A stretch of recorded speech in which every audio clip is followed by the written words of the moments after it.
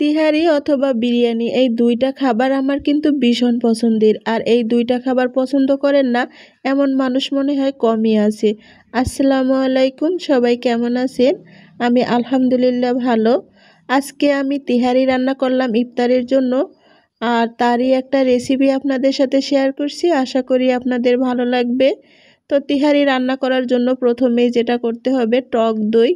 তো টক দইটা আমি কিন্তু বাসায় এভাবে ইনস্ট্যান্ট তৈরি করে নেই। হালকা কুসুম গরম একটু পানি নিয়েছি, আর এখানে একটু গুঁড়ো দুধ দিয়ে দিলাম। গুঁড়ো দুধ দিয়ে আমি একটু ঘন করে গুলিয়ে নিয়েছি, আর দিয়ে দিলাম সিরকা। এখানে 1 টেবিল চামচের একটু বেশি সিরকা দিয়েছি। আর এই তো তৈরি হয়ে গেল টক দই। টক দইটা কিন্তু সব সময় পাওয়া যায় না, তো এভাবে ইনস্ট্যান্ট তৈরি করে নেওয়া যায়। আর কয়েক টুকরা বাদাম, কয়েক টুকরা কিশমিশ নিয়েছি, কিছুটা পেঁয়াজ কুচি আর টক দইটা একসঙ্গে একটা পেস্ট করে নিব। আর তেহারি রান্না করার জন্য এখানে আমি পোলাওয়ের চাল নিয়েছি, কালো জিরা সুগন্ধি পোলাওয়ের চাল নিয়েছি 1/2 কেজি।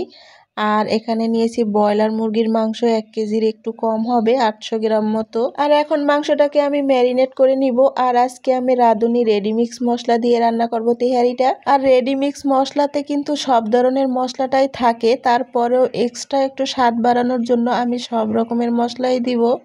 তো এখানে সব রকমের গুঁড়ো মশলা দিয়েছি, জিরা গুঁড়ো, ধনিয়া গুঁড়ো, গোলমরিচ গুঁড়ো আর শুকনো মরিচ গুঁড়ো দুইটাই দিয়েছি অল্প একটু পরিমাণে। আর টক দইয়ের যে একটা পেস্ট তৈরি করেছিলাম সেটা দিয়েছি। আর রাঁধুনি রেডিমিক্স মশলা পুরোটাই এখানে দিয়ে দিলাম। আর সব মশলাটা দিয়ে আমি এভাবে হাতে খুব ভালো করে ম্যারিনেট করে নিয়েছি। আর এই ম্যারিনেট করে কিছুটা সময় রেখে দিলে কিন্তু খেতে অনেক ভালো লাগে। আর আমার হাতে যেহেতু সময় নেই, তাই আমি আর অতটা সময় নিয়ে রাখতে পারবো না। তো আমি সরাসরি রান্না করতে চলে আসলাম। প্রথমেই আমি কিছুটা পেঁয়াজের ব্রেস্তা করে নিব। তার জন্য এখানে আমি একটু বাটার দিয়েছি আর একটু সয়াবিন তেল দিয়েছি। আর তেহারি রান্না করার ক্ষেত্রে সরিষার তেলটাতেই কিন্তু অনেক ভালো হয়, আর আমি আজকে সরিষার তেল দিয়ে রান্না করব। আর এই তো পেঁয়াজের ব্রেস্তাটা কিন্তু আমি ভেজে নিয়েছি, তুলে দিলাম অন্য একটা পাত্রে।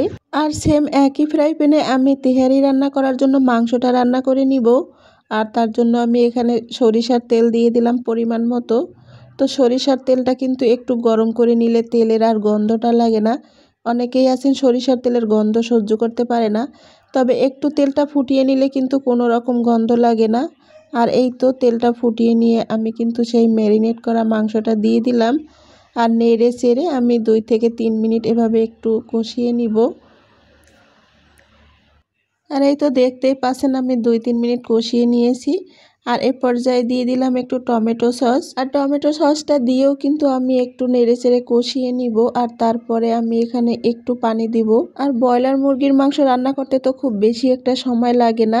আর আমি ব্লেন্ডারের জারটা ধুয়ে একটু পানি দিয়ে দিলাম, জাস্ট এই পানিটাতেই কিন্তু মাংসটা সিদ্ধ হয়ে যাবে। তো এখন আমি ঢাকনা দিয়ে এভাবে কষিয়ে নিব মাংসটাকে নেড়েচেড়ে। আর এই তো আমি অফ ক্যামেরায় কিন্তু খুব ভালো করে এটাকে কষিয়ে নিয়েছি অনেকবার নেড়ে চেড়ে। আর মাংসটা থেকে কিন্তু তেলটা ছেড়ে দিয়েছে, এ পর্যায়ে কিন্তু কষানো হয়ে গিয়েছে। আর মাংসটাও কিন্তু 60% সিদ্ধ হয়ে গিয়েছে। তো এ পর্যায়ে আমি কিন্তু মাংসটাকে নামিয়ে রেখেছি, অন্য একটা ফ্রাই প্যান নিয়েছি। আর এখানে আমি পরিমাণ মতো সরিষার তেল দিয়েছি, আর কিছুটা গরম মশলা দিয়ে একটু তেলটা গরম করে নিয়েছি। আর এই পর্যায়ে আমি চালগুলো ঢেলে দিলাম। আর চালগুলো কিন্তু আগে থেকে ধুয়ে আমি পানিটা ঝরিয়ে রেখেছিলাম। আর অনেকটা সময় নিয়ে চালগুলো একদম ভেজে নিব। যখন চালগুলো একদম আঠালো হয়ে যাবে, এ পর্যায়ে আমি এখানে যে পরিমাণে চাল নিয়েছি সেই পরিমাণে তার ডাবল পানি দিয়ে দিলাম। আর 1 কাপ দিয়েছি দুধ। তো সে দুধটাও কিন্তু আমি পানির সাথে হিসাব করেই দিয়েছি। পানির পরিমাণটা যদি পারফেক্ট হয় তাহলে কিন্তু বিরিয়ানি অথবা তেহারি যেটাই হোক না কেন, অথবা খিচুড়ি একদম ঝরঝরে হবে। আর এই তো যখন একটু ফুটে উঠছে সে পর্যায়ে আমি একটু নেড়ে চেড়ে দিলাম। আর এখানে আমি বেশ কিছুটা কাঁচামরিচ দিলাম। কাঁচামরিচের খুব সুন্দর একটা ফ্লেভারও আসবে, আর একটু ঝাল ঝালও হবে খেতে। তো এই তো ঢাকনাটা দিয়ে আমি আরও কিছুক্ষণ সময় রান্না করে নিয়েছি। আর এ পর্যায়ে আমি এখানে একটু চিনি দিয়ে দিলাম। এতে কিন্তু তেহারিটা ঝালও হবে, আবার মিষ্টি মিষ্টিও লাগবে, খেতে কিন্তু ভীষণ ভালো লাগে। আর এই তো এ পর্যায়ে কিন্তু চালটা 60%-এর মতো সিদ্ধ হয়ে আসছে। আর মাংসটাও কিন্তু 60% সিদ্ধ করে নিয়েছি।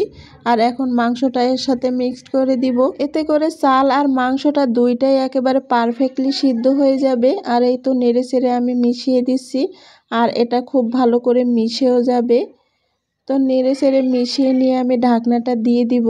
আর আমি কিন্তু এখানে 1 চা চামচ কেওড়া জল আর সেই যে পেঁয়াজের ব্রেস্তাটা দিয়েছিলাম সেটাও দিয়ে দিয়েছিলাম এর উপরে। আর 1 টেবিল চামচ ঘিও দিয়েছিলাম, সেই ভিডিওটা স্কিপ হয়ে গিয়েছে। আর ঘি দিলে কিন্তু খুব সুন্দর একটা ফ্লেভার আসে বিরিয়ানি অথবা দিয়ে আমি আরো 5 মিনিটের মতো একদম মিডিয়াম টু লো আঁচে রেখে দিয়েছিলাম দমে। তো এই তো দেখতেই পাচ্ছেন তেহারিটা কিন্তু মোটামুটি ঝরঝরে হয়েছে, আর আরও একটু ঝরঝরে হবে এভাবে দমে রেখে দিলে। আর এই তো দেখতেই পাচ্ছেন আমি এখানে তেহারিটা কিন্তু সার্ভ করে নিয়েছি। কালারটাও অসাধারণ হয়েছে, আর খেতেও কিন্তু মাশাআল্লাহ অনেক ভালো হয়েছিল আজকের এই তেহারিটা। আজ এই পর্যন্তই, সবাই ভালো থাকবেন। আসসালামু আলাইকুম।